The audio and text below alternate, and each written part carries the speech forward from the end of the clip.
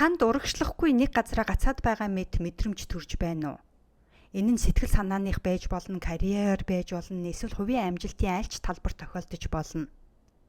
Хэрвээ тийм бол өнөөдөр би тантай бид яагаад нэг газараа гацдаг вэ? Энэ тал дээр юу хийх вэ тухай өнөөдрийнхөө энэ дугаарт оруулж байна. Хэрвээ та нэг газараа гацсан мэт санагдаж байгаа бол наашаа суугаад подкаста сонсноо.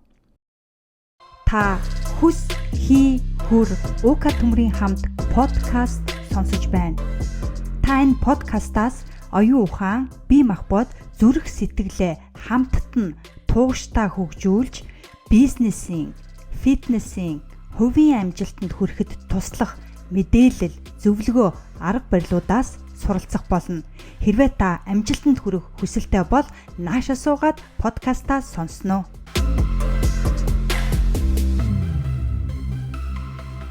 Бидний амьдралд заримдаа нэг газараа гацах үе гардаг бөгөөд энэ нь олон шалтгаантай байж болно. Энэ шалтгаанууд нь өөртөө итгэлгүй байдал, айдас, зорилго тодорхой биш, мотивацгүй байх, хэд их мэдээлэл дарагдах зэрэгтэй холбоотой байж болно. Ийм нөхцөл байдалд бид өөрсдийгөө хөгжүүлэх хэрэгтэй. Ахиц дэвшил гаргахад саад болж буй бүх хүчин зүйлсийг ойлгон даван туулах нь чухал байдаг.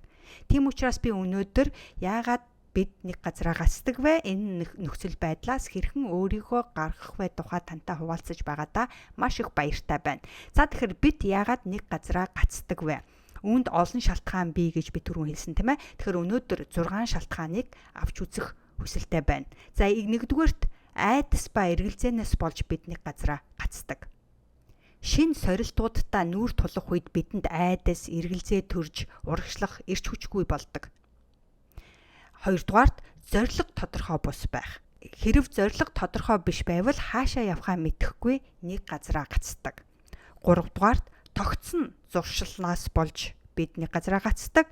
Бид өдөр бүр адилхан зүйлсийг хийдэг зуршилд орсон байдаг. Энэ нь биднийг өөрчлөлт хийхээс сэргийлж нэг газараа гацхад хүргэдэг. Дөрөвдүгээрт зохион байгуулалт муу учраас нэг газараа гацдаг. Цагийн менежмент, ажлын төлөвлөгөө муу байх нь ажлаа үр дүнтэй хийхэд саад болдог, нэг газараа зогсдог. Тавдугаарт өөртөө итгэлгүй байдаг. Өөртөө итгэлгүй байвал шийдвэр гаргахад хэцүү, шинэ зүйл туршихад бэрхшээлтэй тулгарна гэдэл бид хөгжихгүй. Зурдугаарт төвчээргүй байх. Төргөн үр дүнд хүрэхийг хүсч төвчээр алдагдвал урам хугарч шантардаг. За тэгэхээр энэ 6 шалтгааныг нэг бүрчлэн авч үзье. За нэгдүгээрт айдсаас болдог гэсэн байгаа тийм ээ. Тэгэхээр айдсаа даван туулах хэрэгтэй. Айдас эргэлзээгээ таньж мэдээд тэдгэрийг даван туулах арга замуудыг байнга хайж олох хэрэгтэй л дээ.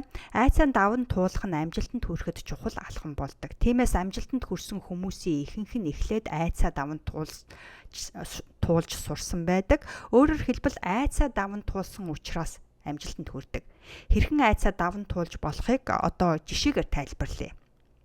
За хэрвээ та олонний өмнө ярих айдсаа даван туулах хүсэлтэй байлаа гэж бодъё. Тэгэхээр олонний өмнө ярих айдас нь олон хүнд тулгардаг айдас байгаа, нийтлэг айдас байгаа.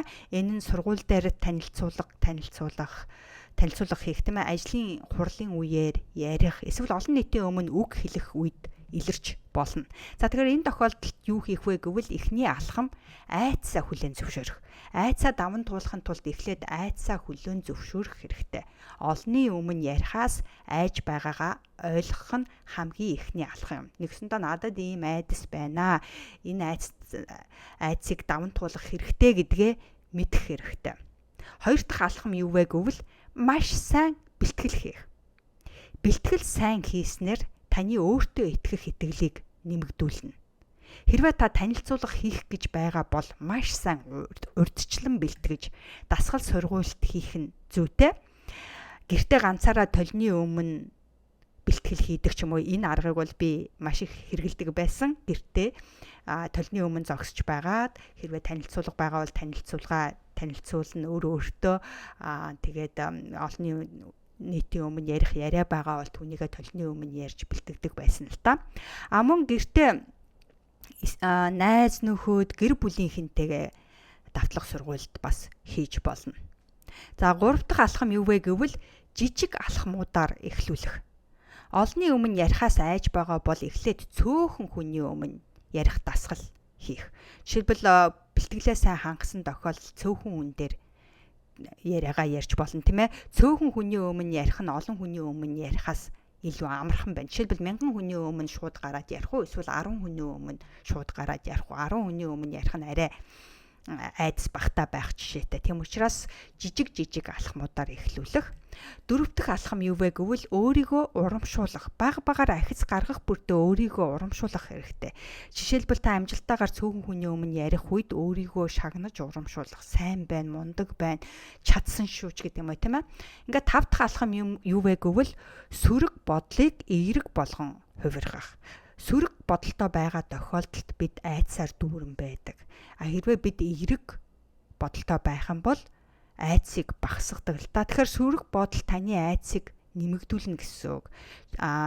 Тиймээс би чадахгүй гэж бодохын оронд би чаднаа гэж бодох. Өөрийгөө эргээр сэтэлжүүлэх хэрэгтэй. Эрэг бодол таны айдсыг багасгаж, итгэлийг нэмэгдүүлж, урам зориг өгөх болно. Тийм учраас би чадна, бүх зүйл сайхан болно ч гэдэг юм уу, тэрийгээ өөрийн нэг хэсэг болон болтлоо амжилтын тарин болгоод өөртөө хэлэх жишээтэй.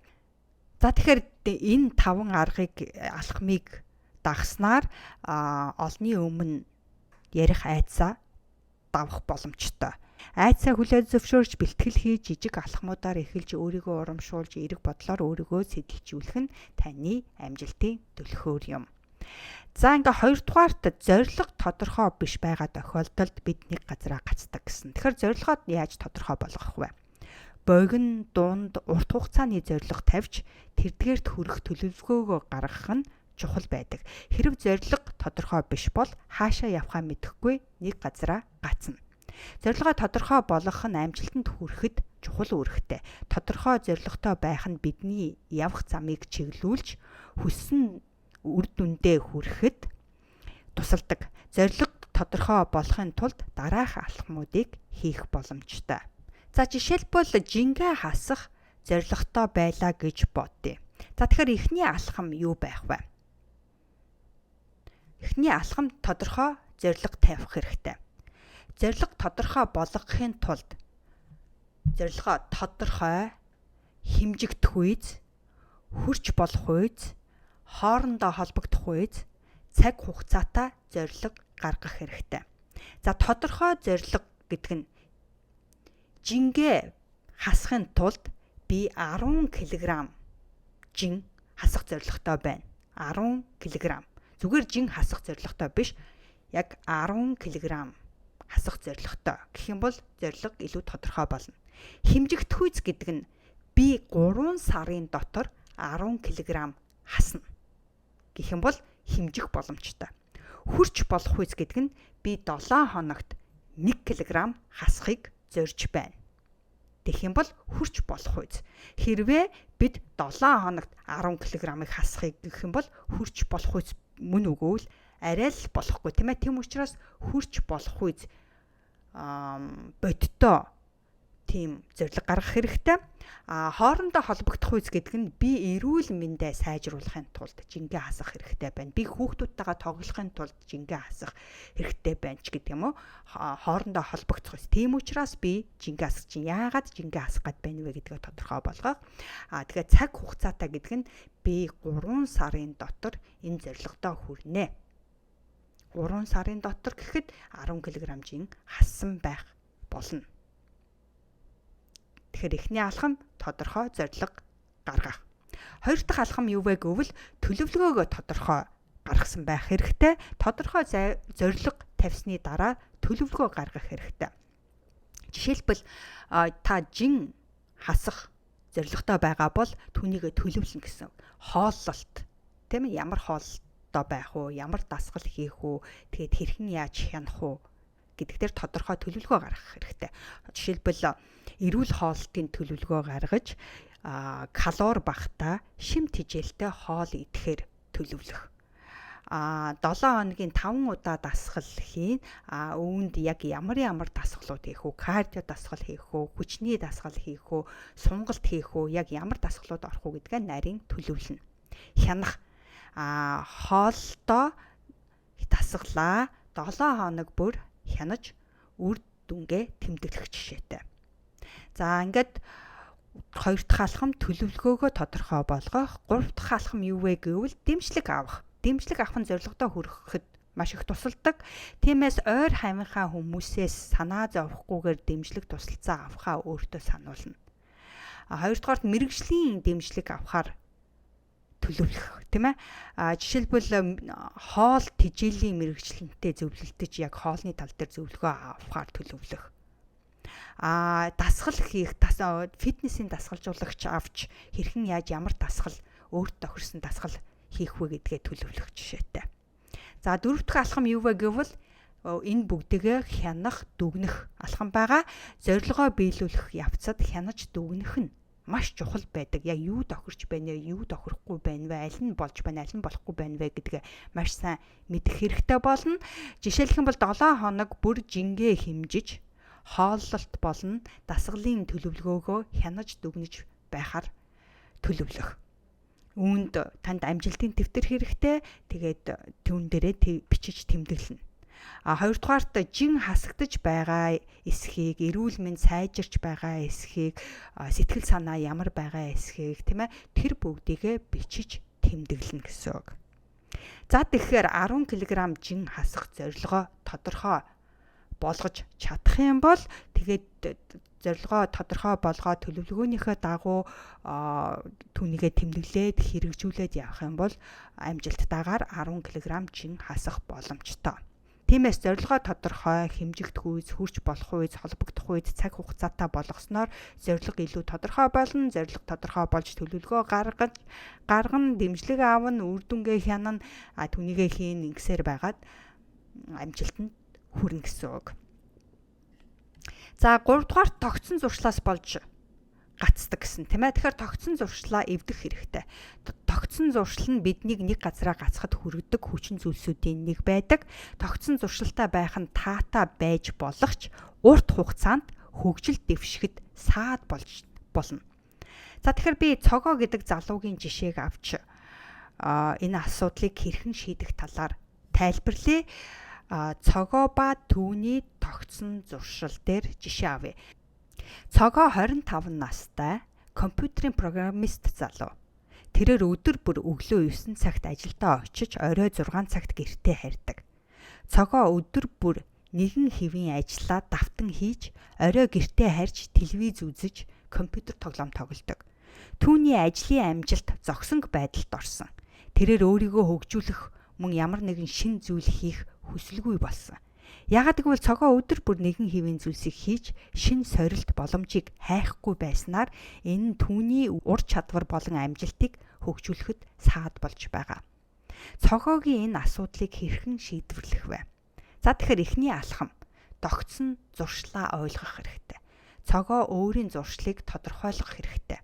Тэрээр өдөр бүр яг ямар үйлдэл хийж байгаагаа анхаарах хэрэгтэй. Тэг ямар үйлдэл яг давтаж хийж байна, өдөр бүр яг юу хийгээд байна вэ гэдгээ тооцож гаргаж, бичиж, тэмдэглэж, харж мэдэх хэрэгтэй. Ямар нэг өөрчлөлт хийх шаардлагатай гэдгийг ойлгох ёстой. Эхний алхам. Хоёр дахь алхам бол жижиг өөрчлөлтүүд хийх алхам байгаа. Тогтсон зуршлаа эвдэхийн тулд жижиг өөрчлөлтүүдээс эхлэх нь чухал. Цогоо өдөр бүрийн зуршилдаа бага багаар шин зүйлс нэмэх хэрэгтэй болно. За үүнд жишээлх юм бол нэгдүгээрт өглөөний дадлаа өөрчлөх. Цогоо өглөө босдгоосоо арай эрт босож дасгал хийх. Эсвэл ном унших. Ажил дээр өөрчлөлт гаргах. Ажлын цайны цагаар шинэ мэдлэг олж авах, мэргэжлийн нийтлэлүүд олж унших, бичлэг үзэх жишээтэй. Оройн дадлаа өөрчлөх. Телевизэр үзэхийн оронд шинэ ур чадвар сурч онлайн сургалтанд хамрагдах гэх мэт жижиг өөрчлөлтүүдийг гаргах хэрэгтэй болно гэсэн үг. За 3 дахь алхам юу вэ гэвэл зорилгоо тодорхой болгох. Цогоо урт болон богино хугацааны зорилгоо тодорхойлох хэрэгтэй болно. Жишээлбэл богино хугацааны зорилго гэвэл яах вэ гэвэл дараагийн 6 сарын дотор програмчлалын шинэ үйлдэлүүд суранч гэдэг юм уу тийм ээ. Урт хугацааны зорилго юу байж болох вэ? 2 жилийн дотор ахлах программист болно ч гэдэг юм уу те. Өөртөө тодорхой хэмжээний зорилго тавих хэрэгтэй. Цогоо өөрийн тогтсон зуршлаа ойлгож жижиг өөрчлөлтүүд хийхээр шийдээд тэгээд өглөө эрт босч дасгал хийж ном унших, ажлын цайны цагаар мэргэжлийн нийтлэл уншиж, бичвэр үзэх, тийм ээ, оройн цагаар телевизэр үзэхийн оронд тоглоом тоглохын оронд шинэ ур чадвар сурч эхлэх юм бол цогоо тогтсон зуршлаасаа гарч амжилтанд хүрэх замдаа орно гэсэн үг. За ингээд дөрөвдүгээр зохион байгуулалт муугаас болоод нэг газараа гацдаг гэсэн байгаа тийм ээ. Тэгэхээр зохион байгуулалтаа яаж сайжруулах вэ? Зохион байгуулалт муу байх нь үр бүтээлгүй ажиллах, стресст орох, хугацаанд нь ажлаа амжуулж чадахгүй байх зэрэг асуудлуудыг үүсгэдэг. За тэгэхээр би энэ Сарна гэдэг бүсгүйн жишээг авч тайлбарлая. Сарна ба түүний зохион байгуулалтын тухай жишээг оруулъя. Сарна 30 настай. Нэг компанид маркетингийн менежерээр ажилладаг.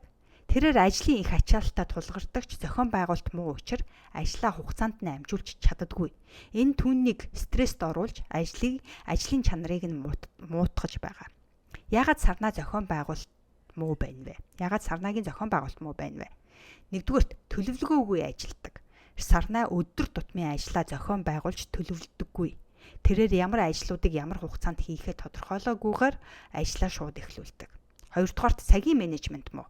Сарна цагийг хэрхэн зөв зохицуулах талаар ойлголт байхгүй учраас чухал болон чухал биш ажлуудыг ялгаж салгаж чадахгүй, бүх ажлыг нэгэн зэрэг хийхийг оролддог. Гуравдугаарт ажлын дарамт ихтэй. Сарна хит их ажил хүлээн авдаг, тийм ээ. Аль нэг ажлаа дуусалгүй олон ажилд зэрэг ордог. Сарнагийн энэ асуудлуудыг хэрхэн шийдвэрлэх вэ? За эхний алхам өдөр тутмын төлөвлөгөө гаргах. Сарна өдөр тутмын төлөвлөгөө гаргаж ямар ажлуудыг ямар хугацаанд хийхээ тодорхойлох хэрэгтэй. Өдөр тутмын төлөвлөгөө нь түүнийг зорилготой төвлөрөхөд туслана. Үүнд өглөө ажлаа эхлүүлэхээс өмнө 15 минут зарцуулж өдрийн төлөвлөгөөгөө гаргана. Хоёрдугаар томоохон ажлуудыг жижиг хэсгүүдэд хувааж үе шаттайгаар хийнэ. Хоёр дахь алхам юу вэ гэвэл цагийн менежментээ сайжруулах. Сарна цагийг хэрхэн яаж зөв зохицуулах тухай сурах хэрэгтэй. Тэрээр яаралтай болон чухал ажлуудыг ялгаж мэддэг болох хэрэгтэй. Үүний тулд ажлуудыг чухал бишээр нь эренблэж, яаралтай болон чухал ажлуудыг эхэлж хийж сурах. Ажиллах цаг, амрах цаг, завсарлах цагийг тодорхойлж, үүний дагуу ажлуудаа хуваарлах хэрэгтэй болно. За гурав дахь алхам юу вэ гэвэл ажлын дарамтыг бууруулах. Сарна ажлын дарамтыг бууруулахын тулд хэд олон ажил хүлээн авахаас зайлсхийх хэрэгтэй. Чухал ажлуудыг голон хийх хэрэгтэй болно. Хэрв хэд их ажил хүлээн авах юм бол тийм ээ, үгүй ээ. Надад хангалттай их ажил байна. Эхлээд энэ байгаа ажлаа хийх хэрэгтэй байна гэдгийг хэлж чаддаг байх хэрэгтэй. Энэ нь түүний ажлын чанарыг сайжруулж, стресснээс сэргийлнэ. Ингээд гол ажлуудаа төвлөрснөөр ажлын үр дүнг сайжруулах болно. За ингээд дөрөв дэх эцсийн алхам юу вэ гэвэл үр дүнгээ хянах. Сарна 7 хоног бүр төлөвлөгөөгөө хянаж, юу амжуулсан, юу амжуулаагүйгээ дүгнэж цэгнэж, энэ нь ажлын явцдаа өөрчлөлт хийхэд туслах болно. Эдгээр алхмуудыг дагахснаар Сарна ажлаа илүү зохион байгуулалттай хийж, үр дүнгээ сайжруулж чадах болно. За ингээд 5 дугаарт өөртөө итгэх итгэлээ нэмэгдүүлэх хэрэгтэй. Өөртөө итгэх итгэлгүй хүмүүс нэг газараа гацдаг. Өөртөө итгэлгүй байх нь хүний амьдралын олон талд нөлөөлж болох бөгөөд ажил, харилцаа, хувь хүний хөгжилд саад болдог. Энэхүү итгэлгүй байдлыг хэрхэн даван туулах тухай би жишээн дээр тайлбарлая. Болдоо ба түүний өөртөө итгэлгүй байдлын тухай авч үзье. Болдоо 28 настай, инженерээр ажилладаг залуу байгаа. Тэрээр мэргэжлийн өндөр чадвартай хэдий ч өөртөө итгэлгүй байдлаас болж ажлын байрны шинэ боломжуудыг ашиглаж чаддаггүй. Мөн хурал цуглаанд өөрийн санааг илэрхийлж чаддаггүй. Энэ түүнийг ажлын байранд хөгжихэд саад болж байгаа. Яагаад болдоо өөртөө итгэлгүй байна вэ? Нэгдүгээрт өөрийгөө дутуу үнэлдэг. Болдоо өөрийн ур чадвар мэдлэгийг дутуу үнэлдэг. Өөрийнхөө амжилтуудыг бусдынхаас бага гэж боддог. Өөрийгөө үргэлж бусдын доогуур тавьдаг, бусдыг өөрөөсөө дээгүүр тавьдаг. Хоёрдугаарт айдас ихтэй учраас болдоо алдаа гаргахаас, шүүмжлүүлэхээс үргэлж айдаг. Мөн өөрийгөө илэрхийлэхээс зайлсхийдэг. Гуравдугаарт өмнөх таавгүй туршлагаас болсон. Өмнө гарсан алдаа бүтлгүүтлүүд нь түүний өөртөө итгэх итгэлийг бууруулсан. За тэгэхээр болдоогийн асуудлыг хэрхэн шийдвэрлэх вэ? Эхний алхам: өөрийнхөө давуу талуудыг хүлээн зөвшөөрөх хэрэгтэй. Болдоо өөрийн давуу тал амжилтуудаа хүлээн зөвшөөрөх хэрэгтэй болно. Өөрийнхөө сайн талуудыг бүгдийг амжилтынхаа дэвтэр дээр жагсааж бичих нь түүний өөртөө итгэх итгэлийг нэмэгдүүлнэ. Нэгдүгээрт гаргасан амжилтуудаа жагсааж бичнэ. Өмнө гаргасан амжилтууд, олдуудаа бүгдийг бичиж тэмдэглэнэ. Хоёрдугаар давуу талуудаа жагсааж бичнэ. Өөрийн ур чадвар, мэдлэг, зан чанарын давуу талуудаа бүгдийг амжилтынхаа дэвтэр дээр бичиж аавна. Хоёр дахь алхам юу вэ гэвэл айцаа даван туулах хэрэгтэй болно. Айцаа даван туулахын тулд болдоо баг багаар өөрийгөө сорих хэрэгтэй. Энэ түүний итгэлийг нэмэгдүүлнэ. Жишээлбэл хуралд өөрийн саналаа баг багаар илэрхийлж сурах хэрэгтэй. Бусдад тусалснаар өөртөө итгэх итгэл нэмэгддэг. Мөн алдаа бол энгийн үзэгдлээ алдаа гаргаж иж би сайжирна гэдгээ мэдснээр тэгээд дараагийн удаа тэр алдаанаасаа суралцаж дахиж тэр алдаагаа давтахгүй байх нь өөртөө итгэх итгэлийг нэмэгдүүлэх юм. За ингээ 3 дахь алхам юу вэ гэвэл өөрийгөө сайн хөгжүүлэх хэрэгтэй болно. Өөртөө итгэх итгэлийг нэмэгдүүлэхийн тулд болдоо өөрийгөө маш сайн хөгжүүлж мэдлэг ур чадвараа сайжруулах шаардлагатай болно. Үүний тулд мэрэгжлийн сургалт, семинарт оролцож шинэ мэдлэг ур чадвар эзэмших. Хоёрдугаарт ментортой эсвэл дасгалжуулагчтай болж туршлагатай хүнээс зөвлөгөө авах зэрэг үйлдэлүүдийг хийх юм бол өөрийгөө хөгжүүлж чадна. За дөрөв дэх алхам юу вэ гэвэл өөрийнхөө тухай эерэг бодолтой болох. Өөрийгөө байнга эргээр үнэлэх нь чухал. Өөрийгөө байнга эерэг бодлоор цэнэглэх нь маш чухал. Сөрөг бодлуудаа эерэг бодлоор сольж өөртөө итгэх итгэлийг нэмэгдүүлэх хэрэгтэй болно гэсэн. Хэрвээ болдоо дээрх 4 алхмыг дагаж мөрдөж чадах юм бол өөртөө итгэх итгэл нэмэгдэж, ажлын байрандаа илүү үр бүтээлтэй амжилттай ажиллаж дэвшиж чадах юм. Хэрвээ болдоо чадж байгаа бол таач бас эдгээр асуудлыг ашиглаж өөртөө итгэх итгэлээ нэмэгдүүлж амжилтанд хүрэх боломжтой. За ингээд эцсийн шалтгаан юу вэ? Нэг газараа гацдаг эцсийн шалтгаан бол төвчээргүй байдлаас болдог гэж би хэлсэн байгаа тийм ээ. Тэгэхээр энэ төвчээргүй байдлаасаа яаж гарах вэ? Төвчээргүй байх нь хүмүүсийг нэг газараа гацаахад хүргэдэг түгээмэл асуудлуудын нэг. Төвчээргүй байснаас хүмүүс урт хугацааны зорилготой хүрч чаддаггүй.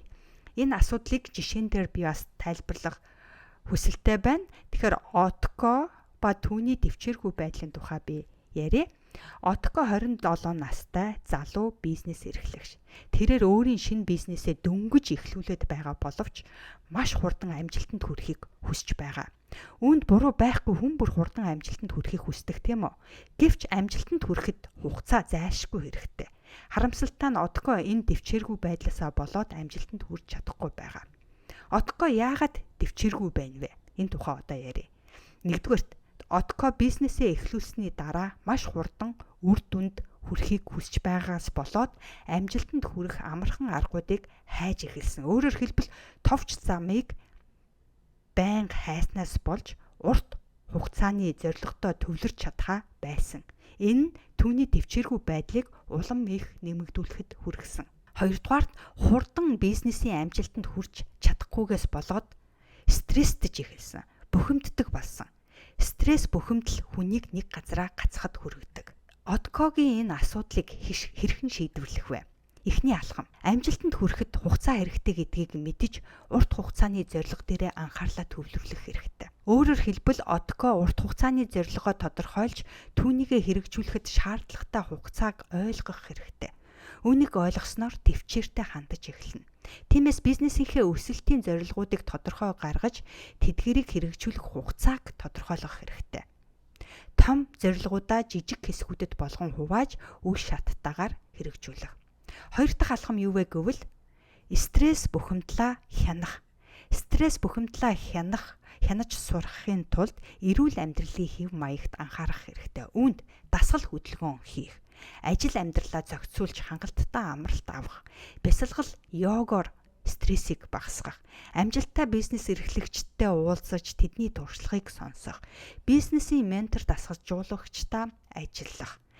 Хэрвээ Отко энэ бүгдийг мөрдөж чадвал альва зүйлд төвчээртэй хандаж урт хугацааны зорилготой амжилт гаргахад туслах болно. Амьдралдаа нэг газараа гацаад байгаа мэд мэдрэмж төрөх нь олон хүнд тохиолддог.